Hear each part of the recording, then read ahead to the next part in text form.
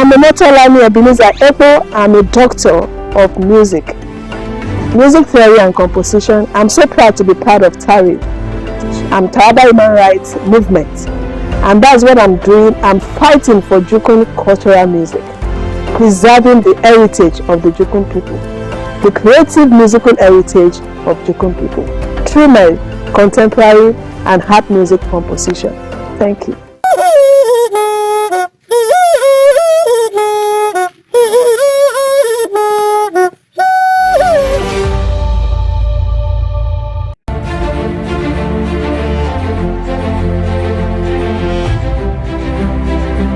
Escape the everyday at DY Scott, a luxurious haven for your hair, nails, and overall well-being. Imagine yourself settling into a plush armchair, the aroma of essential oils and freshly brewed coffee filling the air. Expert stylists meticulously craft your perfect look, whether you're seeking a bold modern style or a classic timeless cut. Beyond the perfect haircut, indulge in a revitalizing manicure or pedicure. Our skilled technicians use only the finest ethically sourced products, ensuring a truly pampering experience for your skin and the planet. Enjoy a refreshing drink, a mojito, chamomile tea, or something bubbly while you unwind in our relaxing atmosphere. Looking to socialize?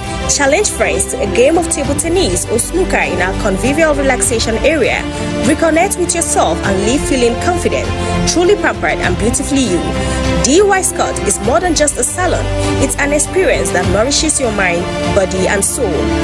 Find us at Roadblock Jalingo, Konaru, or call 081-4563-6195 to book your appointment today. DY Scott, where style meets serenity.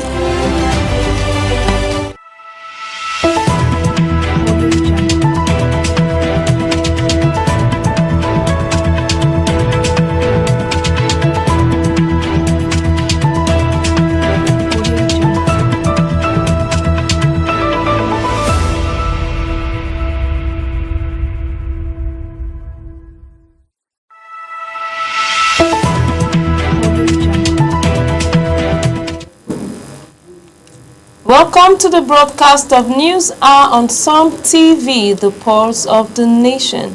You can follow us on Facebook at SOM TV and on YouTube at SOM TV Live. Now the major headlines. The Taraba State Chairman of the People Democratic Party, Alhaji Abubakar Bawa, hosted leaders of 3 major Fulani social-cultural groups. A man identified as Thomas Godwin Zamfara was reportedly beaten to death by unidentified assailants in Adamawa State. Kwara State Governor Malam Abdurrahman Abdurrazak has expressed deep sorrow over the renewed violence in parts of Plateau State. I am Esther Oka Stephen with the news in full. The Taraba State Chairman of the People Democratic Party, Alhaji Abubakar Bawa, hosted leaders of 3 major Fulani social-cultural groups, Makban, Miyati Allah Kutao, and Tabital Pulaku at the party secretariat during a Salah visit. The group thanked Governor Dr. Abu Kefas for backing a Fulani candidate for the People Democratic Party chairmanship and pledged their continued support. Party Publicity Secretary Mr. Andeterang Iramian notes this was the first such visit by Fulani groups since 1999. In his remark, Bawa praised the governor's inclusive leadership, denounced decisive politics, and called for unity and support ahead of 2027. A man identified as Thomas Godwin Zamfara was reportedly beaten to death by unidentified assailants in Adamawa State on the night of Tuesday, April 15, 2025. He was attacked with stick and clubs while on his way home. Details surrounding the incident remain unclear at this time, but friends and acquaintances have taken to social media to mourn his passing. Kwara State Governor and Chairman of the Nigerian Governors Forum (NGF), Malam Abdurrahman Abdulrazak, has expressed deep sorrow over the renewed violence in part of Plateau State, which has resulted in multiple deaths and injuries.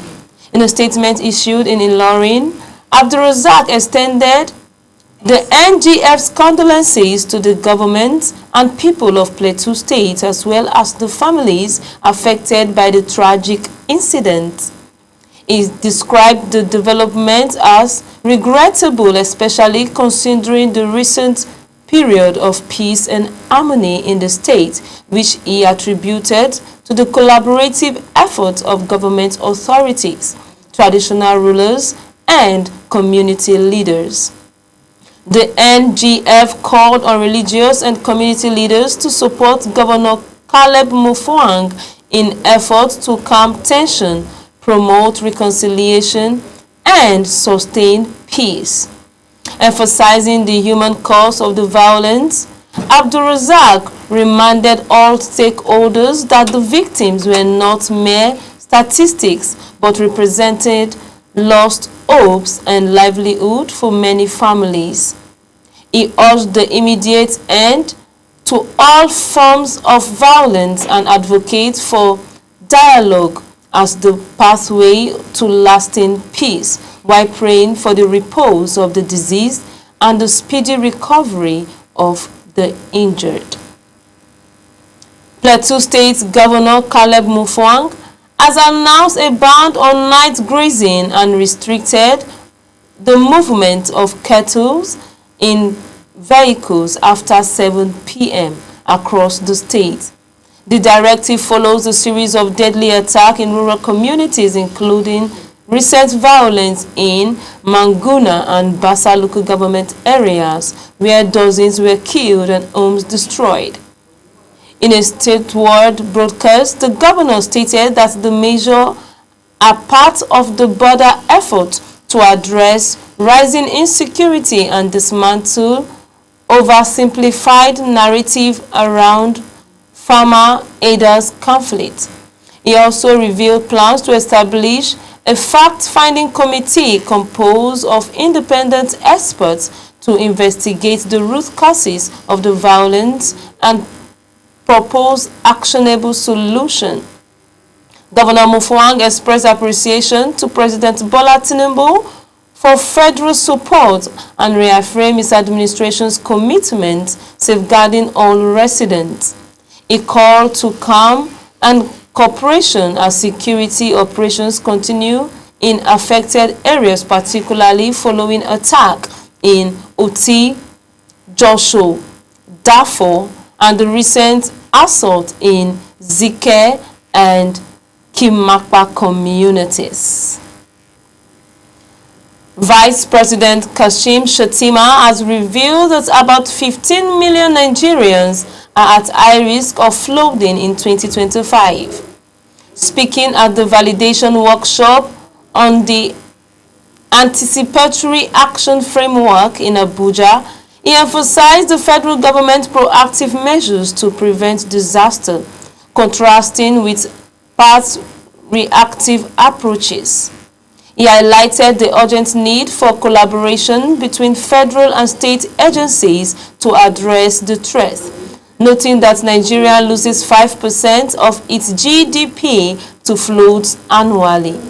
Shettima disclosed the President Bola Tinubu has approved 15 billion naira for agents' response efforts.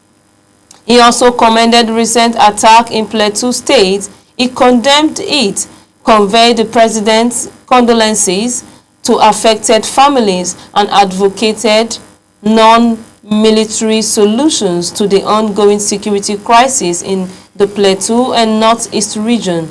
The federal government has already warned of heavy rain and flooding in 30 states, and the FCT was coastal and riverine areas in the south-south, particularly at risk due to rising sea levels. Traditional rulers from northern Nigeria's coverage in Maiduguri, Borno State, to deliberate on escalating security challenges including Boko Haram insurgency, banditry, and kidnapping. At the 7th Executive Council meeting of the Northern Traditional Rulers, the Sultan of Sokoto Alhaji Mohammed Sa'ad Abubakar III stressed the need for immediate action over endless dialogue, warning that those in authority would be held accountable by God for continued loss of innocent life. The Sultan called for stronger collaboration between traditional leaders and security agencies, urging an end to the ethnic profiling of criminals. Vice President Kashim Shettima, represented by Governor Babagana Zulum, reaffirmed the federal government's commitment to working with traditional institutions to combat insecurity. Governor Zulum noted that without peace, development in areas like education, agriculture, and commerce cannot be achieved. Ekiti State Governor Biodun Oyebenji has reaffirmed his administration commitment to ensuring the Ekiti Agro-Allied International Cargo Airport operates at global standard. This comes as the state formal engaged AAC Management Limited, a renewed airport facility management frame led by Christopher Penick.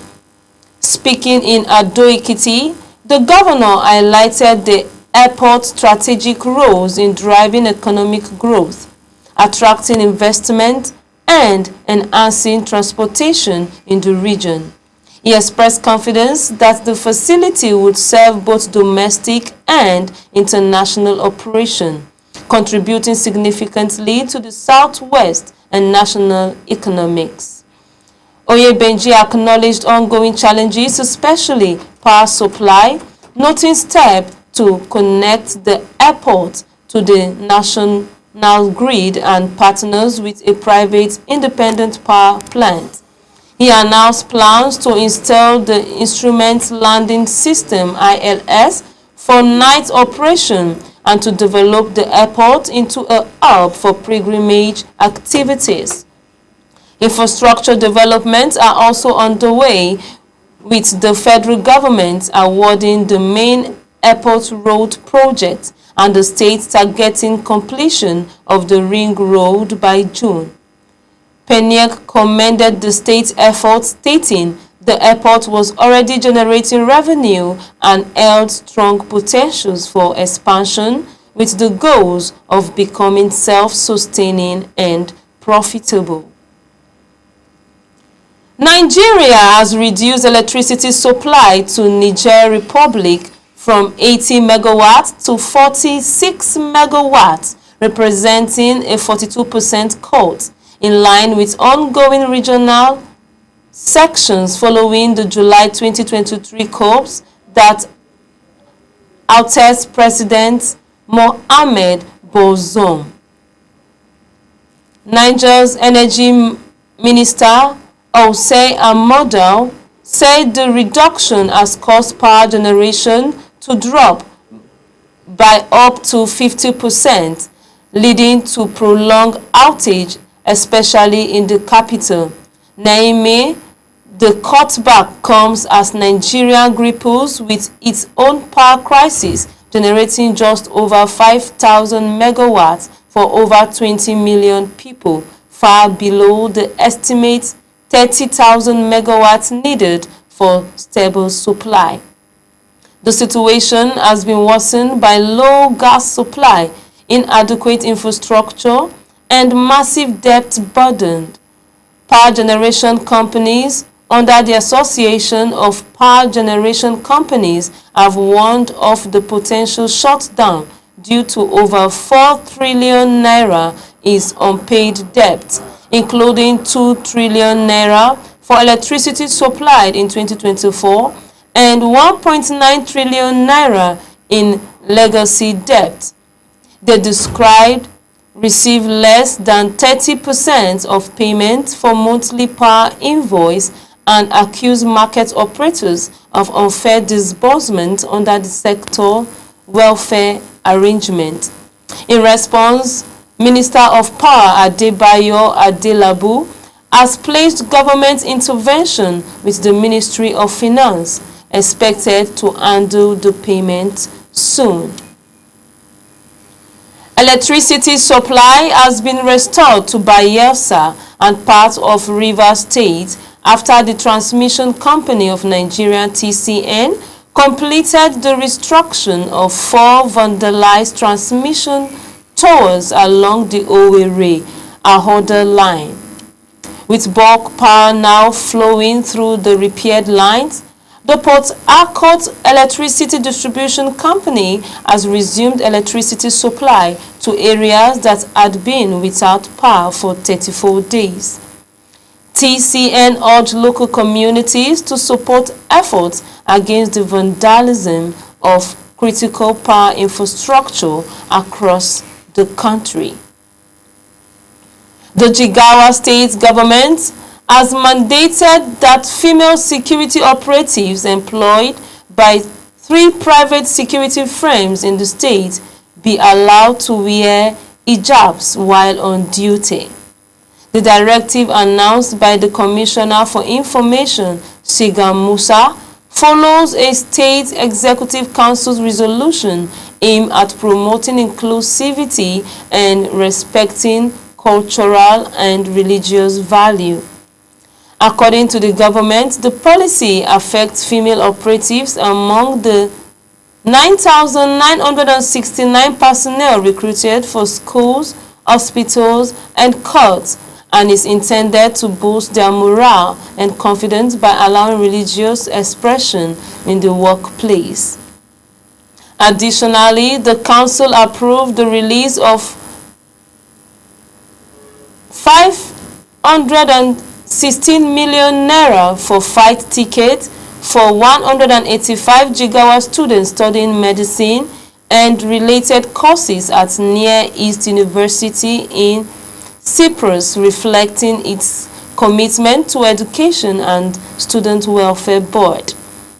The government also announced the launch of the Jigawa State Creativity and Innovation Week from 2025 to foster youth talent and technology designs, entrepreneurship, and the arts, reinforcing its dedication to human capital development.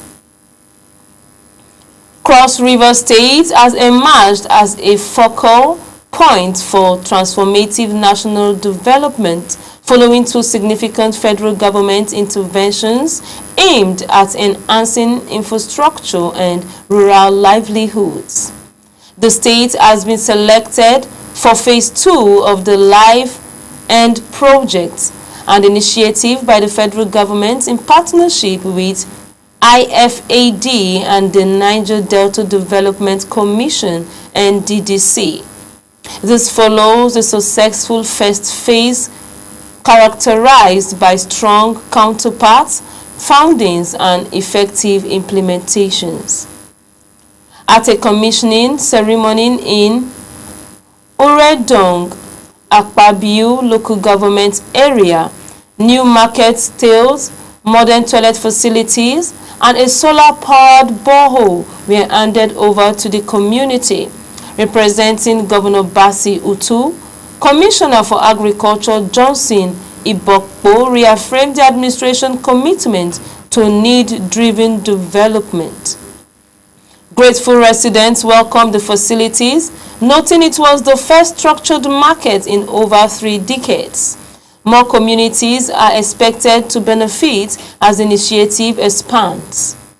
In a related development, the federal government has flagged off Section 3A and 3B of the Lagos-Calabar Coastal Highway in Calabar, a key component of a multi-state infrastructure project aimed at boosting trade, tourism, and economic growth across 8 coastal states.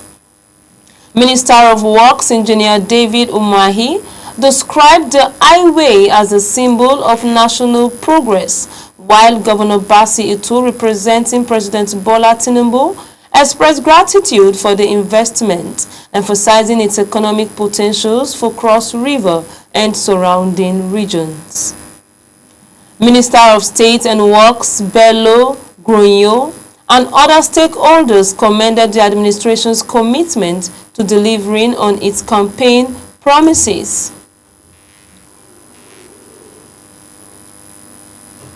This dual intervention, the Life ND project and the Lagos-Calabar Coastal Highway, underscored the federal government and Cross River State shared focus on infrastructure, rural empowerment, and inclusive development. Genesis Energy Holdings, a UK-based clean energy infrastructure firm, has signed a $500 billion memorandum of understanding with the Katsina State government to develop a range of power infrastructure projects. The partnership aims to accelerate the state's industrialization and socio-economic growth by providing clean and reliable energy solutions. The Memorandum of Understanding covers the development, financing, construction, and maintenance of the energy project, focusing on solar, wind, hydro, mini-grids, and natural gas. Governor Diko Rada described the agreement as a milestone towards delivering affordable, environmental-friendly power and positioning Katsina as a clean energy hub in West Africa. The first project under the initiative is expected to be commissioned before the end of April. Genesis Energy Chairman and CEO Mr. Akin Omobriwori expressed and emphasized the company's commitment to sustainable energy and economic transformation across Africa. The partnership also supports Nigeria's border energy security goals, aiming to power key sectors such as healthcare, agriculture, and industry while promoting job creation and reducing carbon emission. Phase 1 of the project will involve multiple initiatives to foster energy independence and green growth. Both parties pledged to ensure transparent collaboration for the successful implementation of the project. Senator Orji Uzor Kalu has urged the federal government to address Nigeria's worsening insecurity with greater urgency and seriousness. Representing Abia North, the chairing of the Senate Committee on the Southeast Development Commission, Kalu highlighted the escalating threats, particularly in Borno State, warning that the Southeast could face a similar fate in proactive measures are not taken.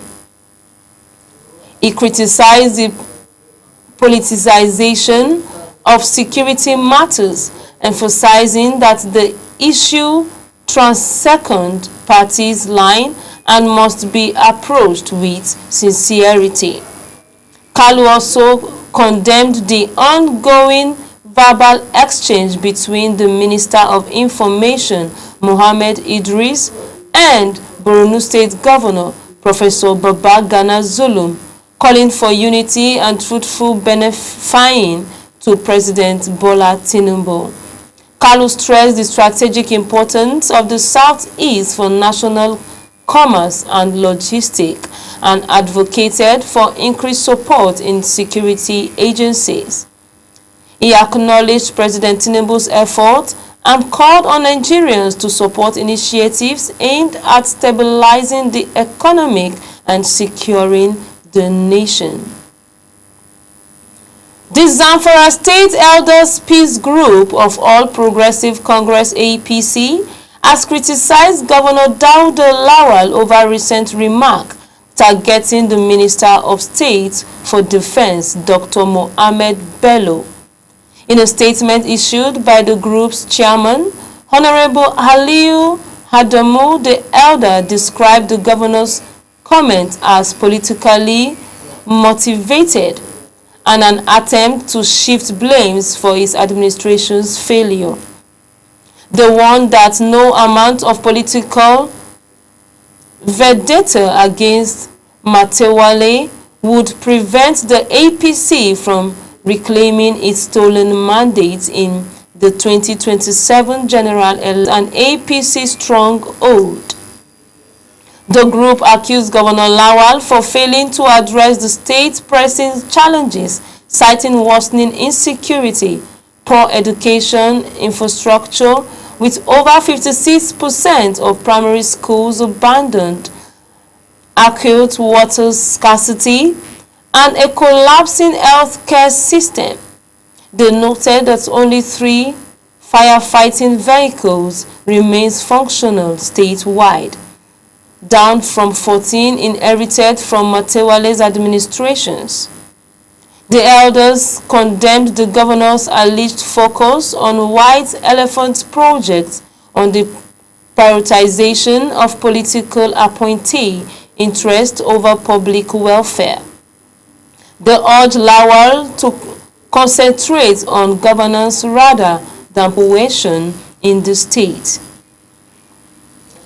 Senator Ned Nwoko of Delta North has confirmed growing support for the creation of Anioma State, revealing endorsement from President Bola Tinubu and All Progressive Congress National Chairman Alhaji Umar Ganduje.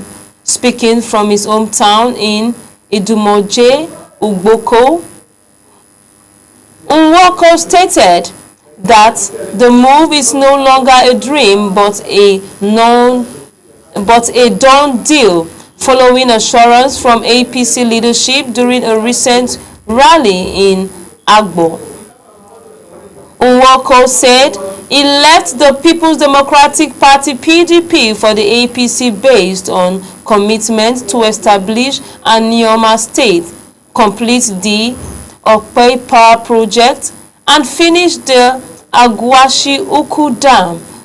Note for electoral ambitions ahead of 2027.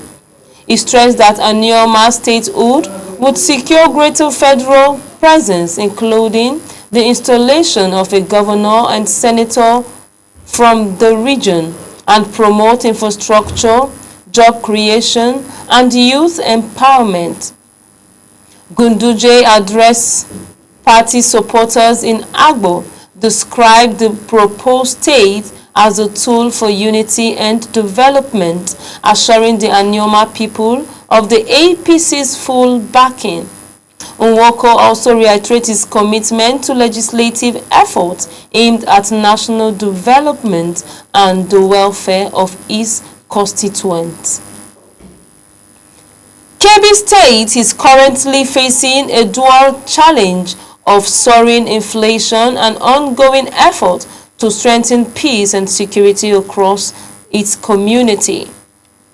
According to the National Bureau of Statistics, March 2025 Consumer Price Index, the state ranks among Nigerians most affected by inflation, with food inflation rising to 30.85% year-on-year on overall inflation, reaching 30.74%. On a month-on-month basis, food prices surged by 14.03%, severely strained household food security. In Birnin Kebbi Central Market, the cost of bags of locally produced rice has risen sharply from 43,000 naira in December 2024 to over 60,000 naira. To cushion the economic hardship, the state government has launched the distribution of palliative, including rice, beans, millet, and cooking oil across all 21 local government areas. It also subsidized farm imports for the 2025 wet season and received 6,000 bags of rice from the federal government for sale at reduced prices. with 5,000 allocated state civil servants and 1,000 to federal workers. Experts attribute the inflation to broader national issues such as the removal of petrol subsidies, currency depreciation, and rising production costs. Despite its arid nature, Kebbi is not insulated from these economic pressures. Simultaneously, a peace-building initiative spread, headed by the NGO Search for Common Ground, has commenced in Birnin Kebbi, focusing on fostering collaboration between journalists and security personnel from Kebbi, Katsina, Zamfara, Kwara, and Niger State. The program aimed to enhance security coordination across Nigeria Benin border communities. Speaking at the opening session, Kebbi State Commissioner for Information and Culture, Alhaji Yakubu Ahmed, lauded the program as vital. He highlighted Governor Nasir Idris' proactive response to banditry in southern Kebbi, which once prevented farmers from accessing their farmlands. He credited the restored peace in the region to coordinated security efforts and emphasized the administration's commitment to sustaining security and development across the state. He also welcomed participants and encouraged them to visit the new infrastructure project achieved under the governor's 2-year tenure.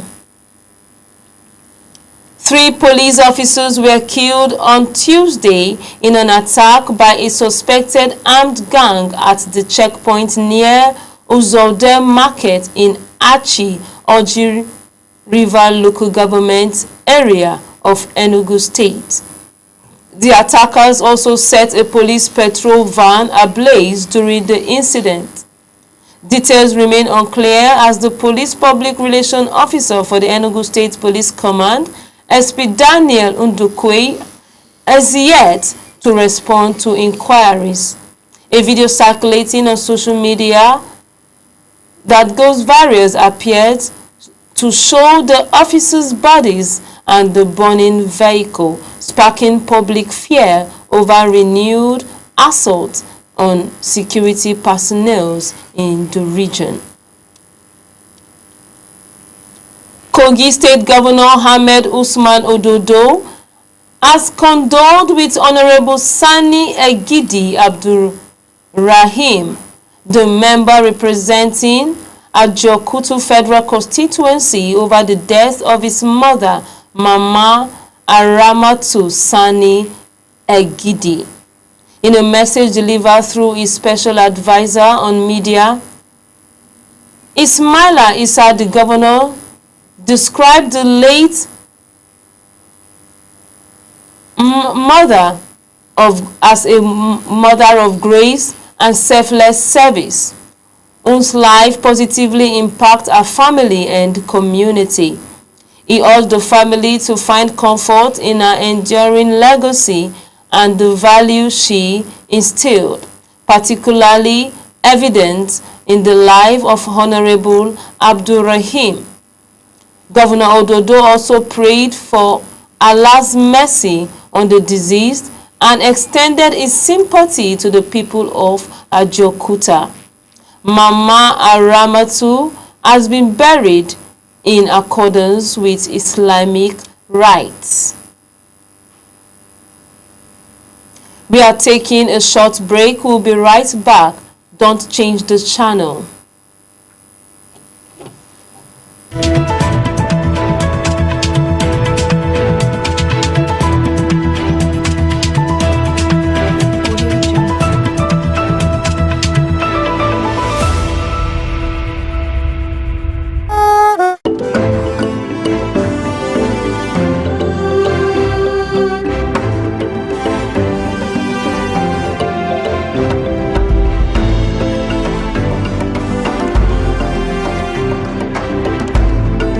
I'm Omotolani Ebenezer Ekpo. I'm a doctor of music theory and composition. I'm so proud to be part of TARI. I'm Taraba Human Rights Movement, and that's what I'm doing. I'm fighting for Jukun cultural music, preserving the heritage of the Jukun people, the creative musical heritage of Jukun people, through my contemporary and harp music composition. Thank you.